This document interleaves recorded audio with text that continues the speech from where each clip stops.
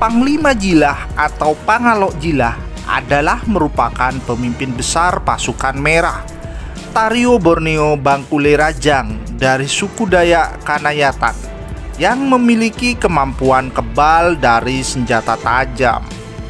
Selain memiliki kemampuan kebal dari senjata tajam, Panglima Jilah juga memiliki kesaktian lainnya, yaitu memukul tanpa harus menyentuh. Seperti yang diunggah oleh pemilik akun TikTok @aldi_alvino yang memperlihatkan sebuah video Panglima Jilah yang sedang berlatih di hutan dengan 5 anggotanya. Dalam video tersebut terlihat Panglima Jilah memukul dari jarak jauh tanpa menyentuh yang mengakibatkan 5 anggotanya terjatuh.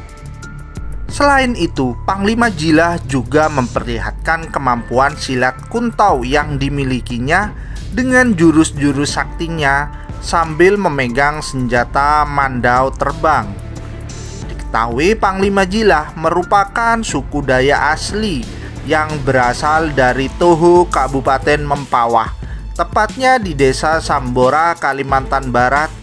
Dirinya juga dikenal sebagai tokoh yang peduli terhadap adat, budaya, serta permasalahan yang terjadi di tanah Kalimantan, sehingga mampu menyatukan bangsa suku Dayak setanah Kalimantan. Borneo Bangkule Rajang adalah pasukan elit dari suku Dayak.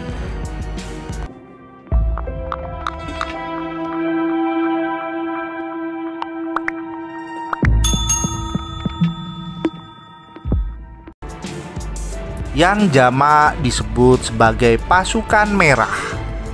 Masyarakat yang ingin bergabung harus melewati seleksi dan syarat yang tak mudah. Terlebih lagi, pasukan ini dikenal dengan kekuatan magisnya, seperti halnya kebal senjata tajam dan bisa berkomunikasi dengan leluhurnya. Lantas siapa pemimpin besar pasukan merah Tario Borneo Bangkule Rajang dari suku Dayak Kanayatan? Ya, dia adalah Panglima Jilah atau Pangalok Jilah yang cukup disegani di tanah Kalimantan. Dia berasal dari Toho, Kabupaten Mempawah, tepatnya di Desa Sambora, Kalimantan Barat. Lahir dengan nama Agustinus Jilah, Panglima Jilah yang menjadi simbol perjuangan masyarakat adat di bumi Borneo dalam mencari keadilan di tanah leluhurnya ini. Lahir pada 19 Agustus 1980 di Desa Sambora, Mempawah Hulu, Kabupaten Landak. Panglima Jilah sendiri adalah seorang anak keturunan Panglima. Kelak, Panglima Jilah merupakan seorang panglima di zaman kerajaan dulunya. Walaupun tidak memiliki postur tubuh besar, Panglima Jilah memiliki semangat juang dan keberanian yang luar biasa besar dalam memperjuangkan hak-hak kaumnya di tanah adat leluhur. Banyak hal yang dia perjuangkan, salah satunya menyatukan bangsa Dayak atau suku Dayak setanah Kalimantan. Dengan modal tekadnya dan kemauan yang tinggi, dia mampu menyatukan suku Dayak setanah Kalimantan. Hal itu yang membedakan Panglima Jilah dengan panglima-panglima sebelumnya. Pasukan ini mendapat banyak antusias dari warga hingga keanggotaannya yang mencapai lebih dari 15.000 orang. Diketahui pasukan merah Dayak merupakan sekumpulan orang yang setia kepada Pancasila dan NKRI serta anti akan radikalisme. Selama ini banyak masyarakat yang salah kaprah dan tidak paham dengan pasukan Merah Dayak di pelosok Borneo ini. Padahal salah satu organisasi suku Dayak ini memiliki struktur dari ketua DPP hingga pengurus di tingkat kecamatan. Dan yang paling mengerikan, pasukan Merah Dayak itu memiliki kemampuan berhubungan dengan leluhur suku Dayak yang tak bisa dilihat secara kasat mata. Dan untuk bergabung dengan pasukan Merah Dayak tidak bisa langsung diterima.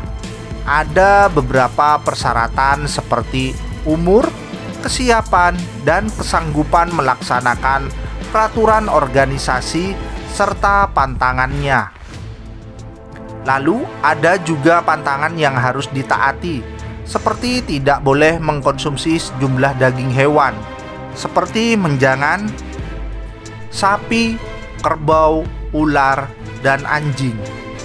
Bagi calon anggota pasukan Merah Dayak yang resmi terdaftar harus melakukan ritual pembersihan di mana harus dimandikan pengurus yang memang memiliki kemampuan di bidang spiritual. Kerap disebut mangku dan ulu balang. Ritual ini memiliki makna, yakni agar yang bersangkutan betul-betul bersih dari berbagai hal sebelum bergabung menjadi pasukan merah. Ritual pemandian dilakukan di hutan belantara, biasanya berada di tempat yang dikeramatkan dan dianggap angker. Diketahui, anggota pasukan Merah Dayak ini kebanyakan memiliki kelebihan dan kekuatan magis, seperti halnya kekuatan dan kekebalan. Mereka mendapatkan kekuatan dan kekebalan itu tidaklah sembarangan. Kekuatan tersebut dipercaya dari Tuhan Yang Maha Kuasa serta leluhur suku Dayak yang dipercaya hingga kini masih hidup namun kasat mata.